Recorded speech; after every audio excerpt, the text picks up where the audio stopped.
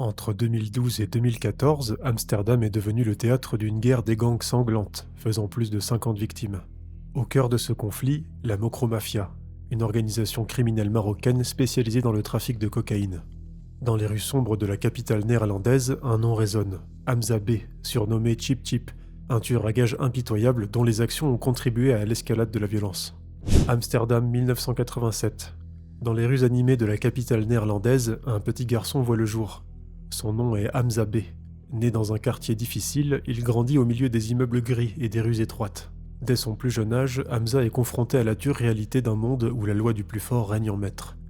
À 12 ans, Hamza découvre le kickboxing. Dans la salle de sport, sous les néons crus, il trouve enfin un exutoire. Ses poings frappent le sac avec détermination, ses jambes délivrent des coups puissants. Son entraîneur, un ancien champion, remarque rapidement son potentiel. Les yeux brillants d'ambition, l'entraîneur voit déjà en Hamza un futur champion. Mais Amsterdam est une ville aux multiples facettes. Si le jour Hamza s'entraîne, la nuit l'appelle. Peu à peu, il délaisse les entraînements pour traîner avec ses amis.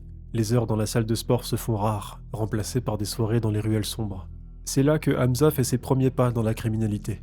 Tout commence par des larcins, des vols à l'étalage, des bagarres de rue. Hamza a le goût du risque et de l'adrénaline. Ses activités illégales prennent de l'ampleur, passant à des cambriolages audacieux. Son nom circule dans les cercles criminels d'Amsterdam. Il hérite du nom Chip Chip. Dans les bars malfamés, on murmure ce nom avec crainte et respect. Un certain Gwenaël Labo, français lié à la Mokromafia, s'intéresse à lui.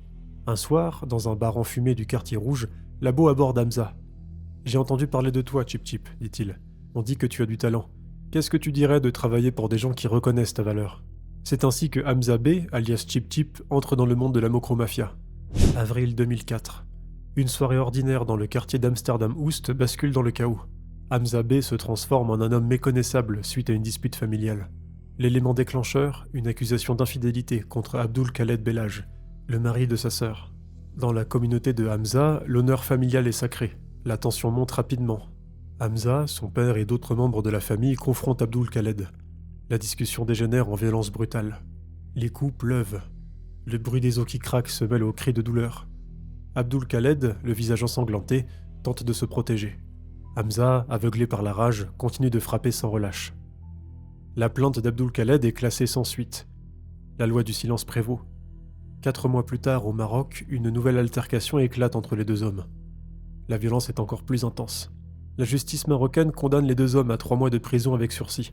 Cette peine légère ne fait qu'attiser la haine entre eux. Ces incidents marquent un tournant dans la vie de Hamza. L'ancien espoir du kickboxing se transforme en une bombe à retardement. Sa réputation d'homme violent se répand dans Amsterdam. Psychologiquement, Hamza est profondément affecté. La colère et la frustration le consument. Hamza s'implique dans des opérations de plus en plus dangereuses. Braquage, extorsion, trafic de drogue. Rien ne semble l'arrêter. Son surnom, Chip Chip, autrefois associé à ses débuts dans la petite délinquance, prend une nouvelle dimension. Il devient l'un des hommes les plus redoutés d'Amsterdam, synonyme de danger et de violence dans les rues de la ville. En 2007, les rues d'Amsterdam deviennent le théâtre d'une embuscade qui aurait dû sceller le destin de Hamza B. C'est par une froide soirée de printemps qu'Abdul Khaled Belhaj, le beau-frère de Hamza, reçoit un appel pour un rendez-vous près du port. Sans se douter du piège, il accepte. À peine arrivé, Abdul Khaled sent que quelque chose ne va pas. L'atmosphère est pesante. Soudain, une silhouette émerge de l'ombre. C'est Hamza. Sans un mot, il dégaine son arme et ouvre le feu. Les détonations résonnent dans la nuit. Abdul Khaled s'effondre, touché à plusieurs reprises. Contre toute attente, il survit. Transporté d'urgence à l'hôpital, il passe plusieurs jours entre la vie et la mort avant de se stabiliser. Les enquêteurs se heurtent à un mur de silence. Abdul Khaled refuse de coopérer, ne nommant pas son agresseur. Ce mutisme intrigue les policiers, qui y voient la marque d'une peur profonde. Hamza est arrêté mais libéré après 5 mois, faute de preuves. L'absence de caméras et le silence des témoins compliquent l'enquête. Le 4 octobre 2011, les rues d'Amsterdam s'apprêtaient à devenir le théâtre d'un spectacle criminel audacieux. Hamza B et son complice allaient défier ouvertement les forces de l'ordre en plein cœur de la ville. Vers 10h30, 2 hommes à scooter s'arrêtent devant l'agence bancaire Raber. Armés d'un bélier, ils brisent la porte d'entrée et s'engouffrent dans l'agence. À l'intérieur, c'est la panique. Les employés se figent, certains se jettent au sol, d'autres lèvent les mains en tremblant.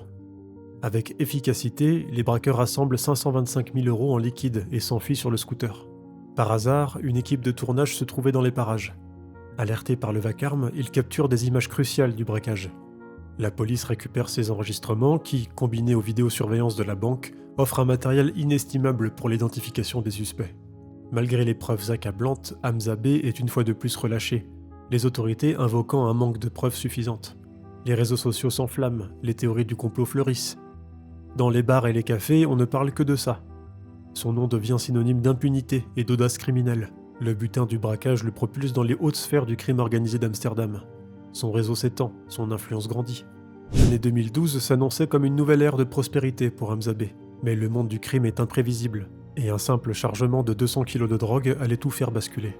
Deux groupes de criminels majeurs s'accusaient mutuellement de la perte de cette précieuse cargaison. D'un côté, l'organisation de Gwenet Marta, un nom qui faisait trembler même les plus endurcis. De l'autre, le groupe de Benaouf, tout aussi redoutable. Gwenet Marta décida d'envoyer son bras droit, Najeb Boubou, pour négocier avec le groupe rival. Et la rencontre tourna au drame. Sur ordre de Benaouf, Najeb Boubou fut froidement assassiné. La nouvelle de l'assassinat plongea Gwenet Marta dans une fureur noire. Il contacta personnellement Hamza B pour une opération de représailles. Les jours suivants furent consacrés à une préparation minutieuse. Plusieurs hommes armés furent recrutés, des véhicules volés rassemblés et des planques sécurisées établies. Hamza, choisi comme tireur principal, passa des heures à nettoyer et vérifier son arme, visualisant encore et encore le déroulement de l'action. Puis le jour J arriva. L'équipe de Marta se mit en position. Hamza, caché dans une voiture volée, attendait le signal. Soudain, la cible apparut. Tout se passa très vite. Les pneus crissèrent, les portières s'ouvrirent, et une pluie de balles s'abattit. Au milieu du chaos, Hamza resta concentré, visant avec précision. Ses tirs firent mouche, semant la mort. En quelques minutes, tout était terminé. L'équipe se dispersa rapidement, laissant derrière elle une scène de carnage. Hamza, le cœur battant d'adrénaline, savait qu'il venait de franchir un point de non-retour. La nuit du 29 décembre 2012 était froide et brumeuse à Amsterdam. Une fine pluie tombait, créant un voile mystérieux sur les rues désertes. Hamza conduisait une Audi RS4 noire, ses mains crispées sur le volant. À ses côtés, Anwar et Adil attendaient, leurs armes prêtes. Leur cible, Benaouf, se déplaçait dans un Range Rover dans le quartier de Stadsliederboort. L'atmosphère dans l'Audi était électrique.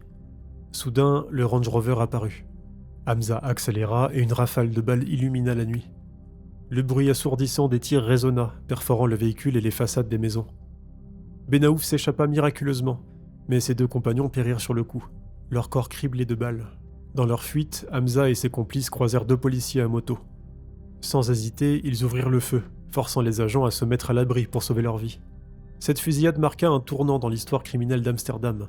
Les médias s'emparèrent de l'histoire, diffusant en boucle les images du quartier dévasté et les témoignages choqués des résidents. Les jours suivants, la police passa le véhicule au peigne fin. Chaque fibre, chaque empreinte fut analysée. Les experts balistiques examinèrent les douilles retrouvées sur la scène. Les caméras de surveillance du quartier furent épluchées, minute par minute. La découverte cruciale vint de l'ADN de Hamza sur l'appui-tête du conducteur. Cette preuve irréfutable le liait directement au crime. La nouvelle se répandit rapidement dans les cercles criminels d'Amsterdam, mettant Hamza dans une position précaire.